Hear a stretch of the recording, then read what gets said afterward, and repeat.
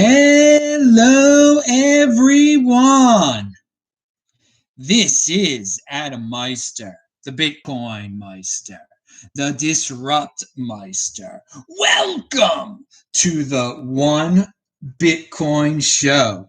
Today is April the 26th, 2021. Strong hand, long-term thinking. Bitcoin is the next Bitcoin. Golden age of the 2020s, baby. Hold your last resort. I am not a prophet, but I know how to profit. Be a unique beast. Fitting in is overrated. We're one day closer to an all-time high. Don't FOMO on alts. And yeah, dudes. Yes, people. I'm offended by selling. Hello, my elite friends. Check out Friday's This Week in Bitcoin show. It was awesome. I'm going to tell you about it in a few minutes here. It was so awesome, the things that happened. Oh, we had a weak hand weekend, didn't we? And yet Bitcoin is back to where it was before. Oh, you fiat freaks that panic. I want to say, if you have questions, I have answers. Type in BitcoinMeister, do a super chat, or if you're listening on Clubhouse, I am BitcoinMeister on Clubhouse. So this is going on. I'm testing out my Clubhouse account right now. And the show here, the show will continue on Clubhouse once we're done on YouTube.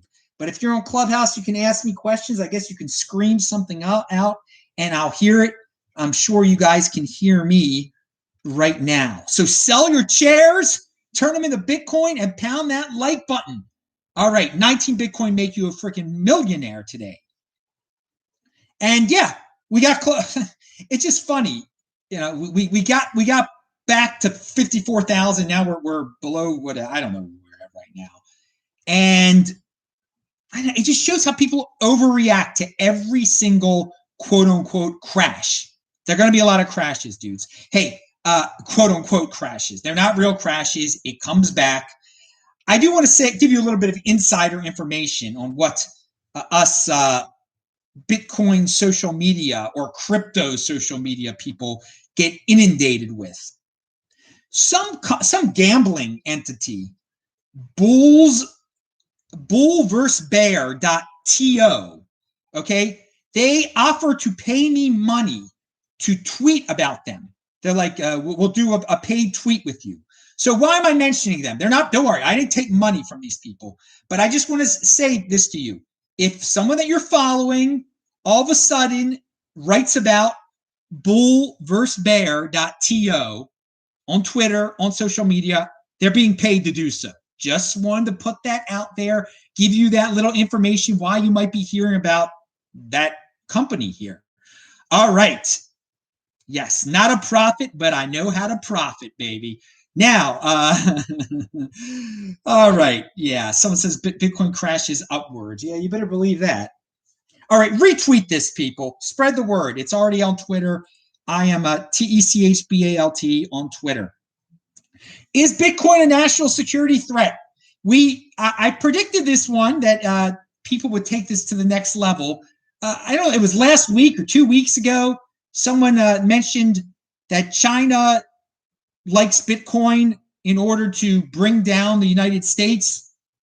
And in reality, Bitcoin does a lot more damage to the yuan than it does to the dollar, okay? To what China tries to do over there, they try to control every aspect of people's lives. They can't control Bitcoin. So if Bitcoin gets into people's lives over there in China, it's going to weaken their control in people's lives and weaken their currency, weaken their form of government. But there is an article out there today. It is linked to below, nationalinterest.org. Now, these guys get carried away with they're patriotic people. They love the United States. They don't like China. They don't like any threats to the United States. And so when they come about something new like Bitcoin, they interpret it as, well, a threat to the United States, to the national security, because it challenges the United States dollar. And there is no doubt it does challenge the United States dollar. But is that a threat to the United States, U.S. security? Well, a lot of people this FUD is just birthing right now. It's just being born.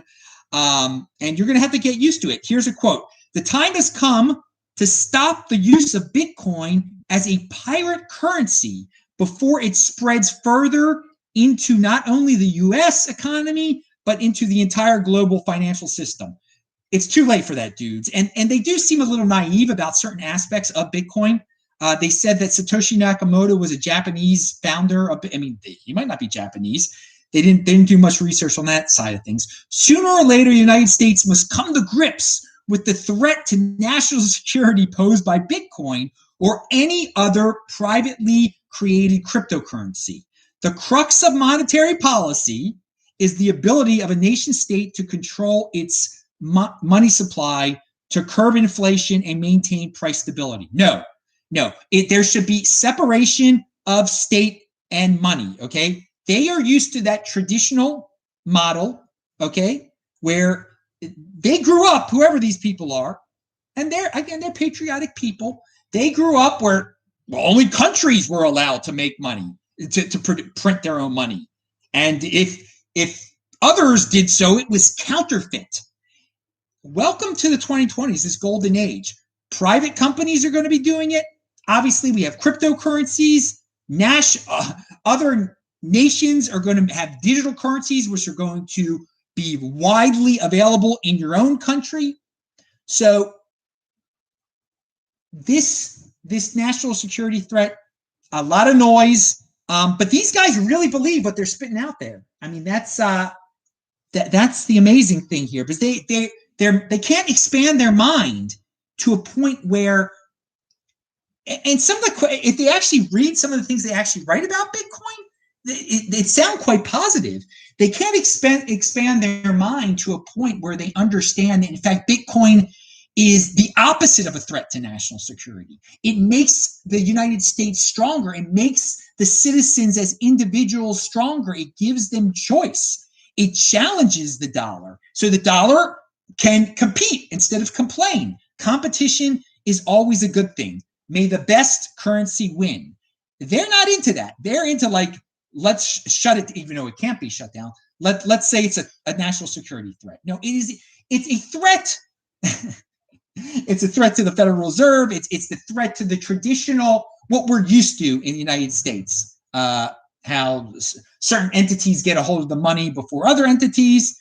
It evens the playing field in terms of currency. So they don't think like that. They just they take it very personally when they think the United States is in danger in some way, and they blow it way out of proportion. But as most of you know, statists today are blowing a lot of things out of proportions. Pound that like button. Remember, Surfer Jim, Andy Edstrom, and freaking Mauricio were on Friday. It was a great This Week in Bitcoin. And when Bitcoin was crashing, all the cryptocurrencies were crashing. And you may have noticed the Bitcoin dominance went above 50% again, because people flock in times of trouble. They stop freaks and they go to their base. They go to something safe. And of course that happened. But all you altcoin freaks, yes, Bitcoin dominance will drop below 50%. Watch my show on Thursday. I had a great show on Thursday where I talked about this. It's no problem, dudes. Yeah, during the 2017 great bull market, there was all sorts of talk. Okay, it's just talk of Ethereum flipping. It doesn't matter. Bitcoin doesn't care if its dominance drops. It happened before, and Bitcoin survived and thrived, and it's going to happen again. So get used to it. But yeah, in times of trouble, Bitcoin dominance seems to always go up, and because people jump out of their speculations into something solid. The biggest bank in America is getting into Bitcoin, and you still think it will be banned. So yeah, JP Morgan again. Now, I can't stand pedestaling JP Morgan. We've done, I mean, this is like the third story now on how JP Morgan is dipping its toes in the Bitcoin. Now it's like dipping a foot into Bitcoin. Great. We knew this would happen eventually. I don't care what Diamond said in the past.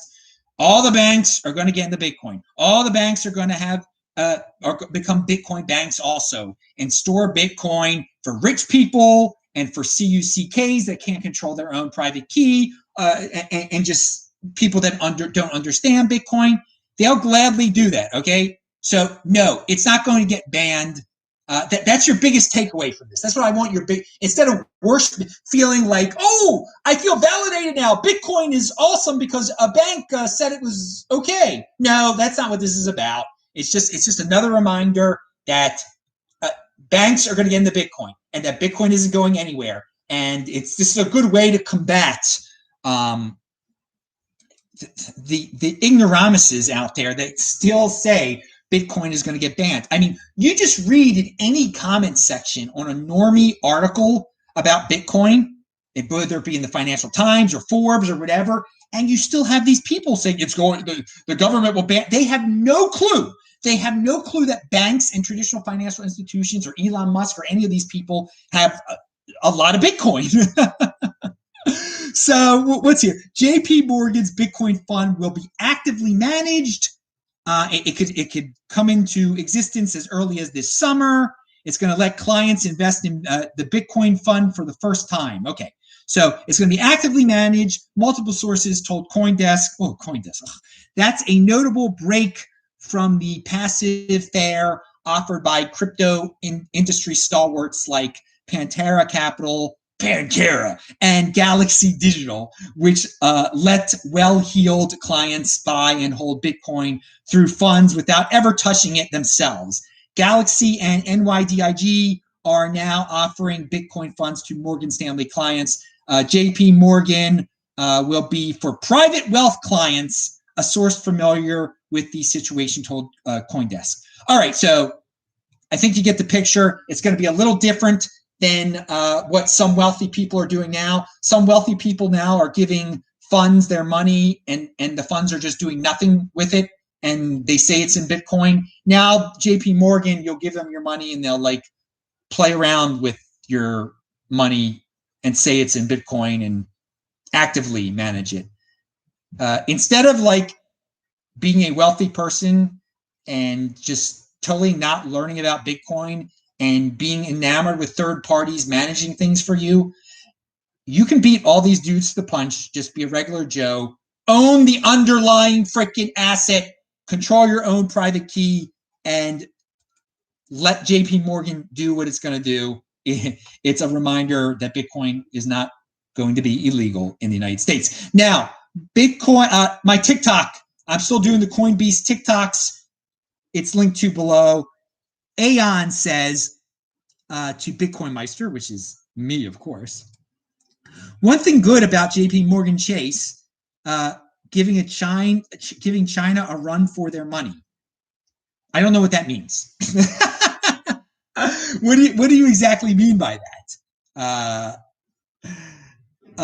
Harry Dent, the strategist, correctly called Japan's 1989 bubble bust and recession and the dot-com crash, argues will hit by the end of June, if not sooner.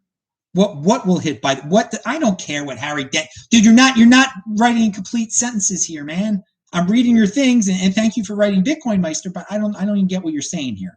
And Harry Dent, dude, he's one of the, he's complained about Bitcoin before. He's one of those traditional guys. Dude, I beat Harry Dent. Okay, you can listen to Harry Dent or you can listen to BitcoinMeister. I own Bitcoin before freaking Harry Dent. Now, China thinks they are going to take over the crypto market worldwide. No, they don't actually, dude. You're spreading FUD.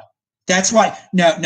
You're completely spreading FUD. China makes announcements about Bitcoin.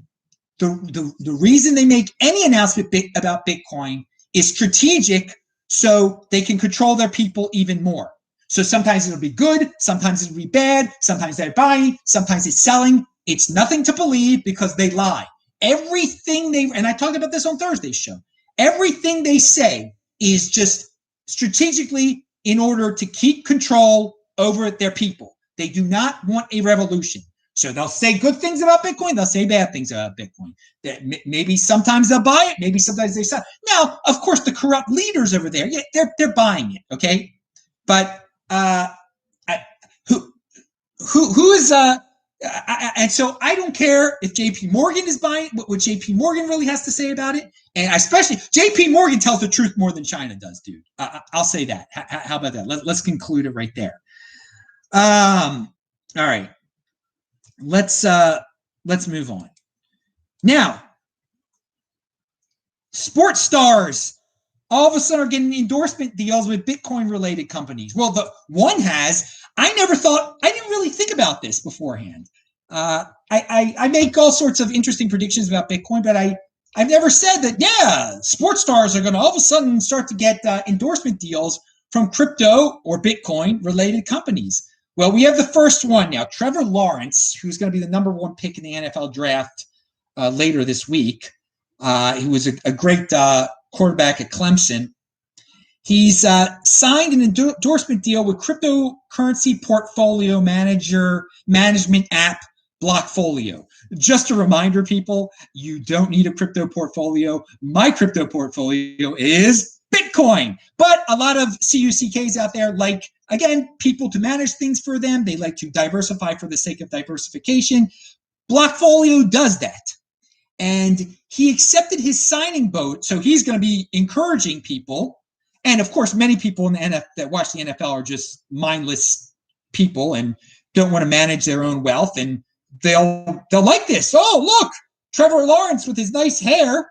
He's not Joey Lawrence. He's Trevor Lawrence. He with his nice hair there. Give me a break, Trevor Lawrence. You're not Joey Lawrence. And who caught that one there? Pound that like button.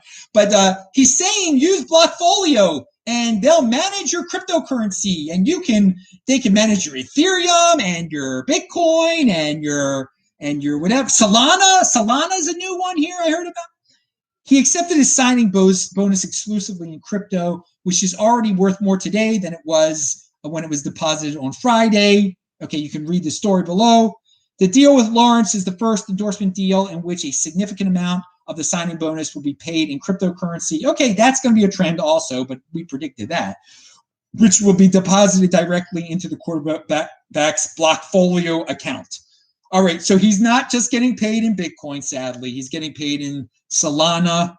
What is Solana? I go to the Solana to get my hair done. No. I go to Crifstal's in Reicherstown to get my hair done, where I've been getting my hair cut, not done, cut for a long time. That's where men go, to the barbershop in freaking Reicherstown. Pound that like button. I'm in Nashville right now, though. Okay, now, so, yeah. Trevor Lawrence, Joey Lawrence, they're all diversification for the sake of diversification for the sake of diversification. But there will be more sports stars shilling for all sorts of crypto companies. I mean, Coinbase will probably hire someone one day. Maybe they'll hire Trey Mancini or somebody like that on the Orioles. You never know. But in 2-3 years, the Orioles will be good. They'll be hiring all the Orioles, right? Pound that like button. Never give up faith, baby. Now, they will be back. 1983 world champions will return. Let's see what the guys in the chat are saying. Jojo Wave. Oh, all right. Here he goes. This guy, Jojo Wave, likes to make comments. Jojo Wave is sexually attracted to me. There's nothing wrong with that, dude. You're a guy, you're sexually attracted. There are many other gay people who watch this also. So Jojo, nothing wrong with being gay and being attracted to me and everything like that. We have a lot of gay guys who watch the show out in San Francisco and Seattle, quite a few. So, dude, it's cool. I know you think I'm a sexy man. That's awesome. Now, but focus on what I'm saying, not on my beautiful looks, of course. But hey, the shirt reminds you, Coinbeast, TikTok, it's linked to below. Hey, we got there we go. One of my buddies is over there in someone followed directions over here in the land of Clubhouse and followed me at BitcoinMeister on Clubhouse, where the show will continue when I'm done over here. How long will it continue over there? Well, it depends on how many of you get into this Clubhouse thing right now. I kind of forgot I was even on Clubhouse there. Okay, moving on. Now, and everybody is welcome in Bitcoin. That's the thing. There's neutrality in Bitcoin. Anyone can come here to Bitcoin and own it. So don't if you're a victim and if you consider yourself a victim and oppressed or whatever, dude, there's no one stopping you from buying freaking Bitcoin. Okay, get out of the victim mentality. That's what Bitcoin does. Pound that like button. Compete, don't complain. In motion. That is what Bitcoin is all about. All right. Now, let me get back to the regularly scheduled program here. Oh, what I wanted to say about during This Week in Bitcoin, there were a couple of times when I was really impressed with the ideas that the guests came up with. I had not thought about some of them before. Mauricio made a really valid comparison between the Thursday drop that we just had and the March 12th of 2020 drop that we had too. Just people overreacting. And Andy gave a great strategy for the people behind Ethereum. It was quite hilarious. And Surfer Jim told quite an interesting story about a famous, what's his name? I don't even know his darn name. The guy that owns part of the Golden State Warriors, the Sri Lankan dude. Okay, the Sri Lankan Canadian American. Hey, many nationalities. Now, and I totally forgot his name. It starts with a P. Smart guy, but obnoxious, obviously. But Surfer Jim, he's in motion. He ain't afraid of no obnoxious Sri Lankan. Now, Tether, for all the Tether fudsters out there, and I'm a little surprised by this too. Coinbase Pro now lists Tether stablecoin. But they don't have a Ripple anymore. So Coinbase is a public company, so they're not going to deal with anything that is not considered okay by the powers that be that regulate them.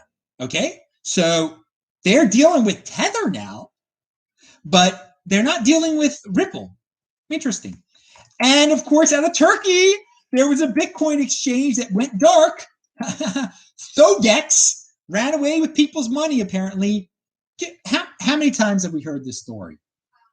All right, dudes, it's totally old news. It has happened so many times. Why do you keep your Bitcoin on a third party like an exchange? Totally ridiculous. This is what happens. All right, we talked about China retaining power over its people. If they figure out that Bitcoin is good for that, they'll talk good about it. If they figure that Bitcoin is bad for it, they'll talk bad. You just got to remember that. So stop worshiping what China does or doesn't do to Bitcoin. And they will lie about what they're doing too. Just whatever it takes to maintain control. Now, Binance Coin. Oh, Binance Coin. That's a centrally controlled coin. Maybe China would like it because they're very central. They like not being decentralized, being centralized. But when we're approaching the inevitable here, Binance Coin is going to get above $100 billion in market cap.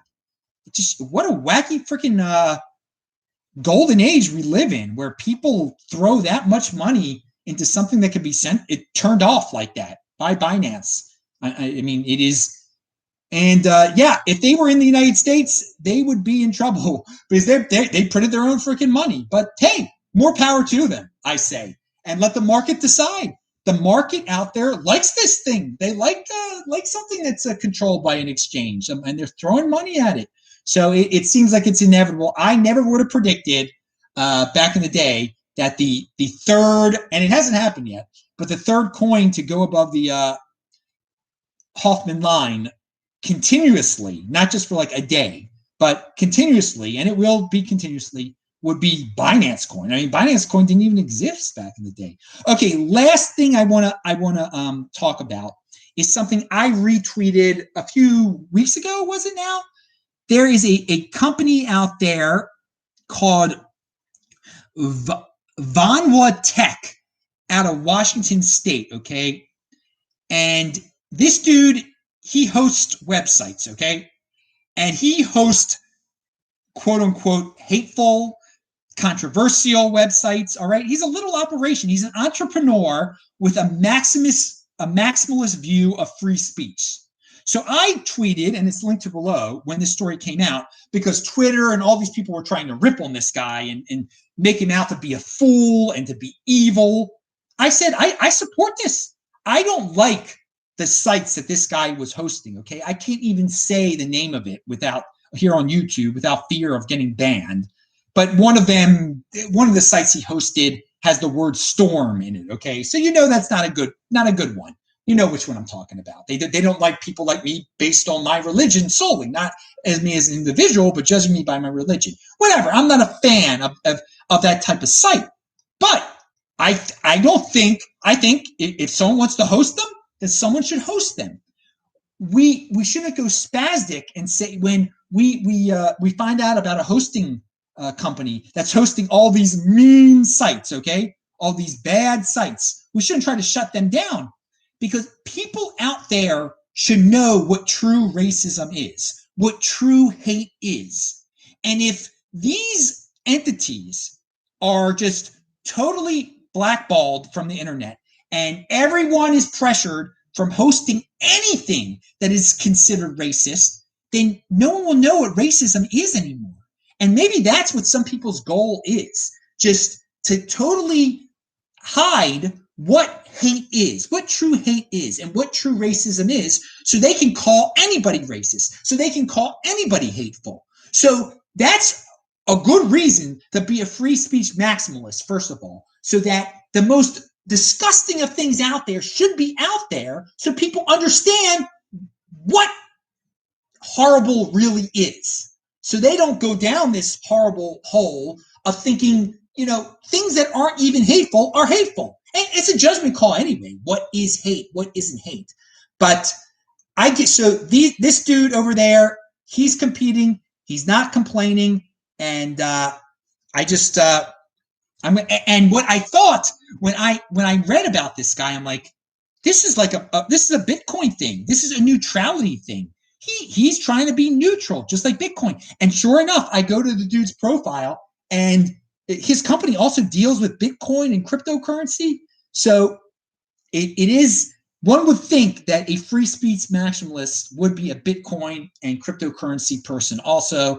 So that's how this all ties into Bitcoin. This is why I'm mentioning it. But hey, why not have a little bit of beyond Bitcoin also? Someone, again, Aeon, who makes little sense here. 4chan is crazy, but they helped crypto. Okay, that makes sense. And Bitcoin succeed. Am I right? Am I right?